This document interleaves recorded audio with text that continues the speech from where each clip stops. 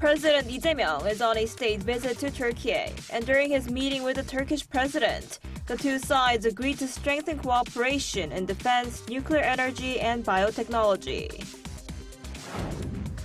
The IMF's annual report on South Korea's economy shows the country is expected to see moderate growth this year, with the forecast set at 0.9%. And next year, growth is projected to pick up speed, with the outlook rising to 1.8%. U.S. President Donald Trump says he will visit China in April and that he also plans to host China's Xi Jinping for a state visit later next year. The announcement comes after a phone call between the two leaders, almost a month after they last met in South Korea, on the sidelines of the APEC meeting. Hello and welcome to our morning edition of Arirang News. We begin this morning with President Lee Jae-myung, who's in Türkiye for a two-day state visit. Cooperation on the defense industry, nuclear energy, and biohealth topped the agenda as he met his Turkish counterpart. Our presidential office correspondent Yoon Jang-min reports from Ankara. The South Korean leader was officially welcomed by his Turkish counterpart on Monday at the presidential palace in Ankara. An amicable mood and friendship were prominent. 튀르키예의 한국 전쟁 참전 75주년이자 저의 대통령 취임 첫 해인 올해 피를 나눈 형제의 나라 튀르키예를 방문하게 돼서 매우 뜻깊게 생각합니다. I believe your state visit this time consolidated the strong bond and solidarity between Türkiye and South Korea. President Lee Jae-myung is the first South Korean leader in 13 years to travel to Türkiye for a state visit. His talks with Turkish President Recep Tayyip Erdogan lasted for nearly 2 hours and yielded deliverables to bolster strategic partnership, including in the defense industry. 양국이 방산 강국 도약을 위해서 노력하는 과정에서 상호 신뢰를 바탕으로 공동 생산, 기술 협력, 훈련, 교류 등에 있어 협력을 지속해 나가기로 약속했습니다. We have worked on many key joint projects with Korea when it comes to the arms industry, such as the Altay main battle tank project. We hope to diversify cooperation. Also discussed was nuclear energy cooperation to support Korea's bid for a new nuclear power plant project in Türkiye, with the evaluation process in the works. In line with that, an MOU was signed. The two leaders also discussed cooperation in biohealth, noting Korean firm SK Plasma taking part in a blood product project in Türkiye. Other areas of focus were cooperation on infrastructure, AI, and culture, as well as the resumption of a joint economic committee between the two countries. Also addressed war regional security. 우리의 대북 정책에 대한 에르도안 대통령님과 튀르키예 정부의 일관된 지지에 각별히 감사 말씀을 드립니다.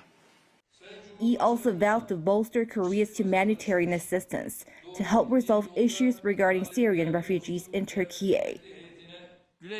I welcome South Korea's establishment of its diplomatic ties with Syria in April.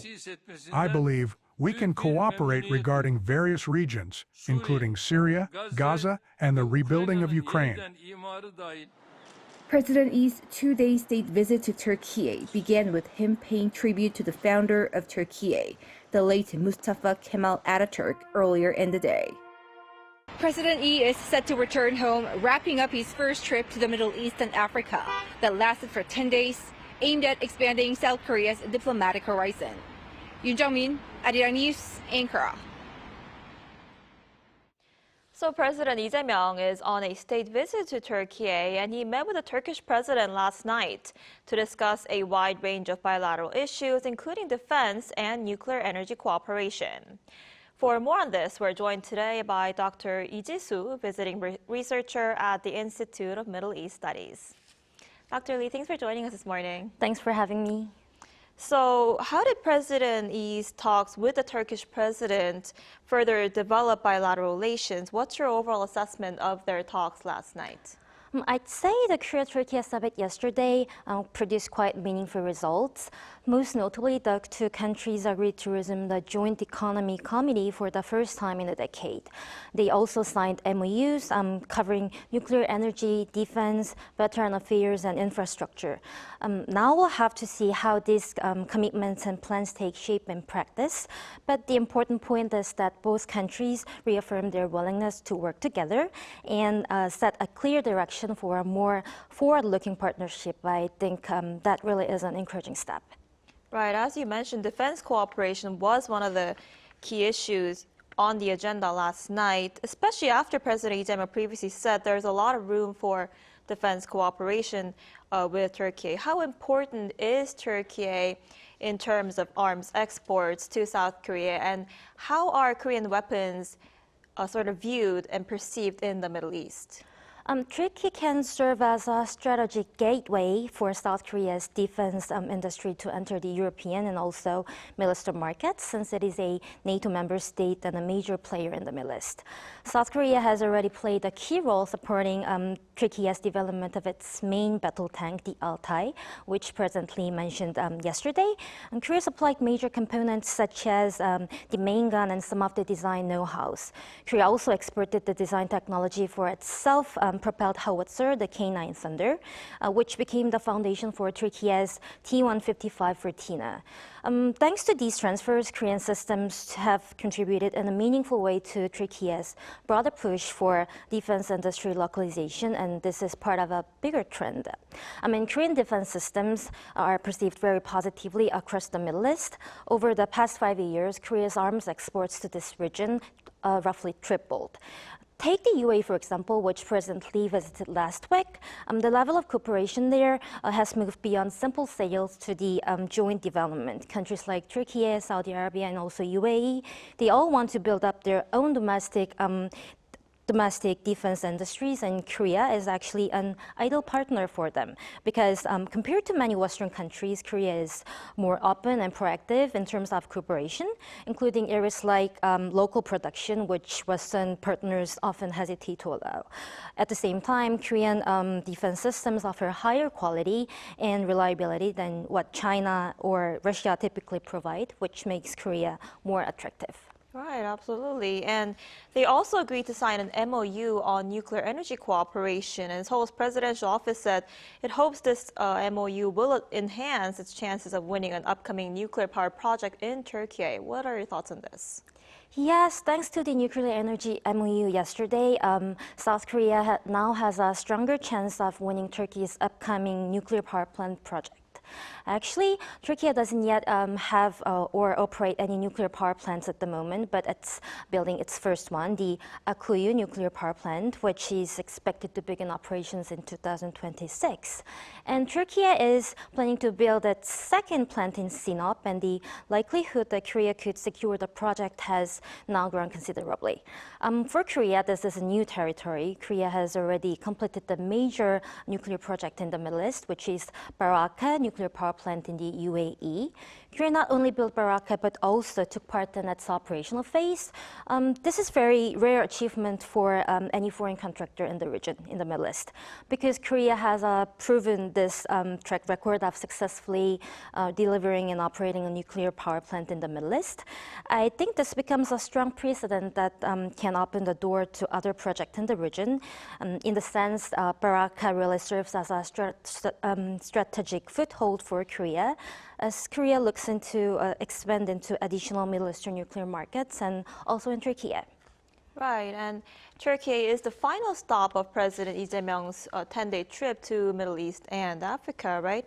And this is a tour that he said will broaden South Korea's pragmatic diplomacy to the global South. Do you think we've been able to see that in action so far throughout his trip? Actually, yes. I think President Lee's diplomacy aimed at the global South really paid off during this trip. In the UAE, Egypt, and Turkey, we saw meaningful progress across a wide range of sectors: AI, semiconductors, nuclear energy, and defense cooperation. And during the visit, Korea also signed a substantial number of MOUs across the Middle East. There was a very positive reaction to President Lee's Shine initiative at Cairo as well.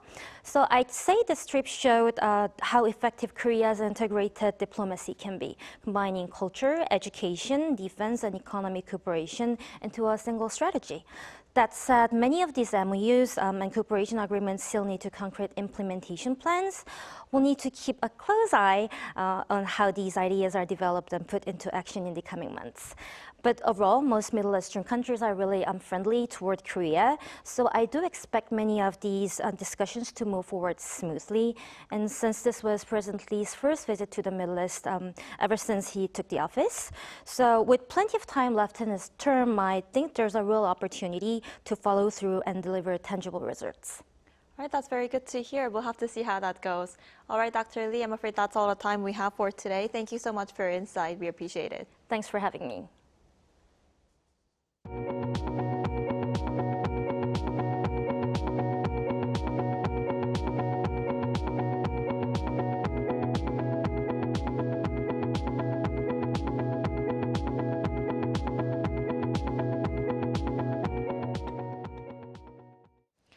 The IMF has released its annual report on South Korea's economy. While growth is forecast to get better slowly this year, next year it'll speed up. Plus, it welcomed the government's policies that aim to boost the economy. Our economic correspondent Kim Do-yeon reports. The International Monetary Fund forecasts a U-shaped recovery for the South Korean economy over the next 2 years. According to the 2025 Article 4 consultation report released on Monday, the IMF expects Korea to face moderate growth before momentum builds again, with this year's growth forecast at 0.9%. The IMF cited a gradual recovery in private consumption. For 2026, the outlook gets even better to 1.8%. This, as the effects of accommodative policies take hold and external uncertainties are expected to ease. Inflation is also looking to stabilize. It's expected to drop to the 2% range from this year to next year and further to 1.8% by the end of 2026. A key point of attention in the report is the nation's fiscal health. The IMF projects that South Korea's government debt-to-GDP ratio will rise from the current 40% range to surpass the 50% mark in 2026. Despite this breach of the 50% threshold, the fund assesses the debt level as sustainable. Given the lingering downside risks, such as deepening geopolitical fragmentation and potential slowdowns in AI demand, the IMF advises that maintaining the current loose monetary and fiscal stance is appropriate to support the economy. The report also highlighted structural vulnerabilities in Korea's trade model. With 70% of exports concentrated in electronics and autos, and over half destined for the US, China, or ASEAN, the IMF urges diversification. The recommendation is a strategic shift toward high-value services and the cultural sector. The fund specifically validated the government's push to monetize soft power. It said the authorities' plans to provide more targeted support to innovative business models and ensure sustainable revenue generation from cultural services, including through intellectual property licensing, are welcome. The report concludes that fostering these innovative sectors is essential for Korea to maintain its competitive edge and achieve its potential growth targets. Kim Do-yeon, Arirang News. Meanwhile, consumer sentiment in South Korea has climbed to its highest level in 8 years. According to the Bank of Korea's latest consumer survey released on Tuesday, the Composite Consumer Sentiment Index for November rose to 112.4, up 2.6 points from October. The index had declined for 2 straight months in September and October, but rebounded in November, reaching its strongest level since November 2017. A Bank of Korea official said the improvement reflects optimism following the Korea-U.S. tariff agreement and stronger than expected third-quarter GDP growth. And in other news, South Korea and 43 other countries are calling for urgent and coordinated action to combat technology-facilitated human trafficking. warning that online scam networks are worsening global human rights and humanitarian challenges. In a joint statement delivered at the United Nations in New York on Monday, South Korean Ambassador Cha Ji-hoon said traffickers are increasingly exploiting conflict, economic hardships, and digital platforms to expand their operations. The statement also said victims are subjected to forced labor, sexual exploitation, and other abuses. Seoul led the initiative following reports of online fraud schemes in Cambodia that targeted Korean nationals. Meanwhile, U.S. President Donald Trump has said he agreed to visit Beijing in April and that he has invited China's Xi Jinping for a state visit later next year. This comes as the two leaders held phone talks to discuss a wide range of bilateral issues following their talks in Busan nearly a month ago. Our Lee Soon-jae has more. U.S. President Donald Trump announced that he has accepted an invitation from Chinese President Xi Jinping to visit Beijing in April. The White House confirmed that the offer was made during a telephone call between the two leaders on Monday morning, where they discussed a wide range of bilateral issues and ongoing geopolitical challenges. Among the topics were China's subdued purchases of American soybeans, the war in Ukraine, and rising tensions over Taiwan. The latest call comes several weeks after the two leaders held a summit in South Korea. In a social media post following Monday's call, President Trump described the conversation as productive, saying the two leaders addressed China's exports of chemicals used in fentanyl production, progress on farm imports, and cooperation on the war in Ukraine. He said both sides had made meaningful progress since their summit in South Korea, and added now was the time to set sights on the big picture. The Chinese government also released its account of the call. State media reported that President Xi urged both nations to preserve what he described as the positive momentum achieved in South Korea.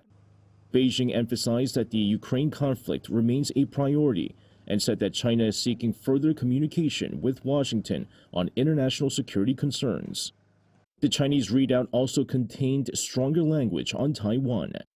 According to Beijing, President Xi stressed that China views Taiwan's return as an essential component of the post-war international order and reiterated that Beijing expects Washington to respect what it describes as China's core interests. President Trump has previously said that Taiwan was not discussed during the South Korea summit, but White House officials have yet to clarify whether it was raised during Monday's call. Meanwhile, as part of that diplomatic push, President Trump also confirmed that he has invited President Xi for a formal state visit to the United States. Both visits are expected to frame the next phase in the effort to restore more predictable relations between the world's two largest economies. Lee Soon-jae, Arirang News. Veteran actor Lee Soon-jae, celebrated as Korea's oldest active performer, passed away at the age of 91 this morning. He discovered his passion for acting during his university years and went on to build one of the most prolific careers in Korean entertainment. Even in his advancing years, he maintained a strict health routine and continued appearing across television, film, and theater. He starred in around 140 dramas and made countless appearances, when including minor and cameo roles, cementing his legacy as a true lifelong actor who never left the stage.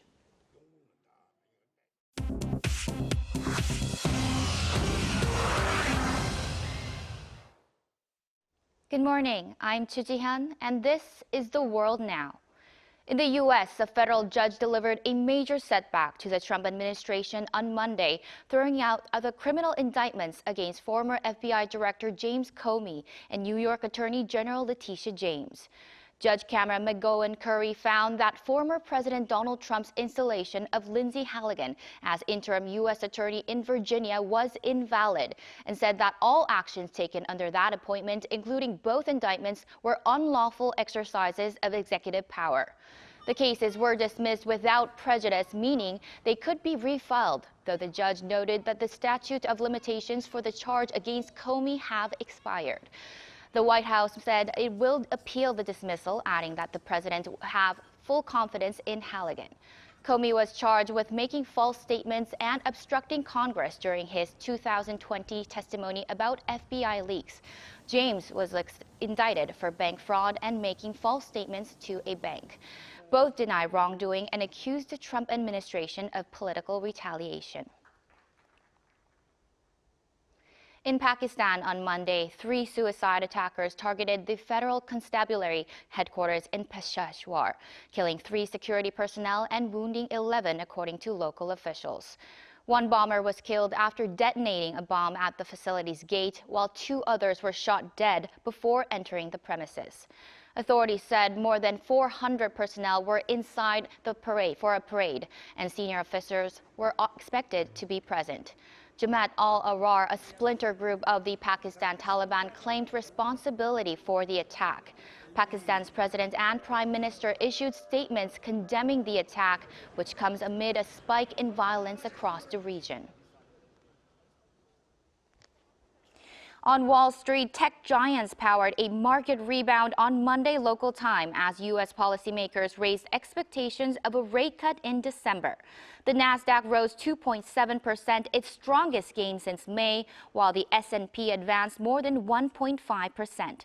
Alphabet jumped over 5%, surpassing $300 for the first time. Tesla surged roughly 7% on a bullish analyst call and progress on its in-house AI chips, while Nvidia added about 2% as traders monitored a decision over the potential export of the company's H200 AI chip to China. U.S. Fed Governor Christopher Waller joined New York Fed President John Williams, a close ally of Fed Chairman Jerome Powell, in reinforcing expectations for a December rate cut due to labor market weakness. In New York on Monday, organizers unveiled the new Times Square New Year's Eve ball, the 9th design since 1907 and first new design in 9 years. The sphere features 5,280 Waterford crystals, nearly double that of the previous version, and made its debut during a ceremony marking its first ascent atop One Times Square. The old ball will be displayed in a new Times travel exhibit opening in 2026.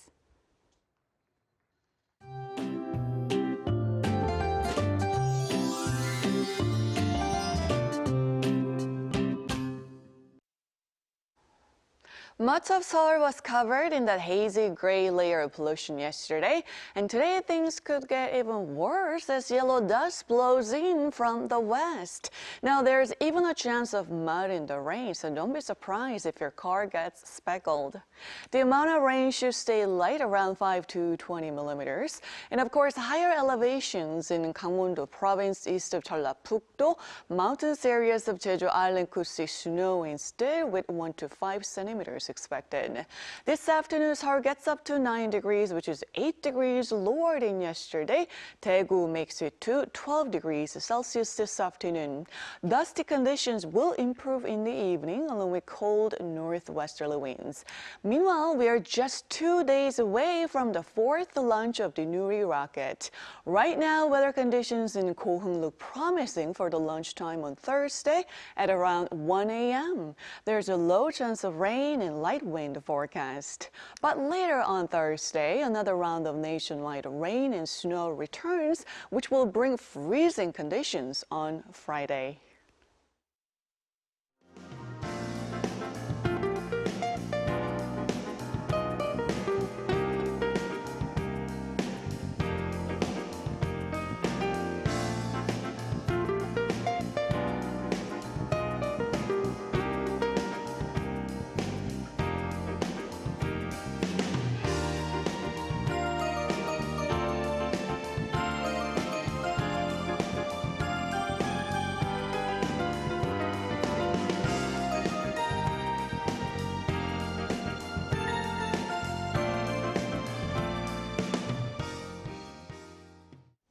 Now that's all we have for this morning. Arirang News will be back at noon Korea time. Thanks for watching.